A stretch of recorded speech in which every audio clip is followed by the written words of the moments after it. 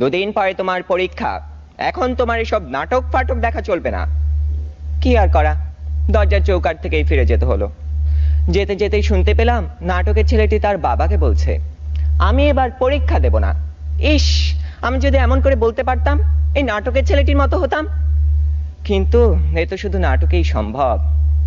আবার স্কুলের কথাই ধরুন না কেন, সব সময় পরীক্ষা লেগেই আছে। ক্লাস টেস্ট, সাপ্তাহিক, মাসিক, টার্ম, এবং স্কুলে আরো একটি পরীক্ষা আছে, পপ টেস্ট।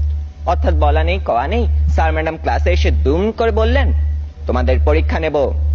কি জ্বালা, এমনিতেই পরীক্ষার ভয় বাঁচি না, তা আবার এই পপ টেস্টের ভয় রাত দিন কাঁটা হয়ে থাকতে হয়। জনান্তিকে বলে রাখি, আমি যদি দেশের প্রধানমন্ত্রী হই, তবে সবার আগে এই পরীক্ষা ব্যবস্থাটা তুলে দেব।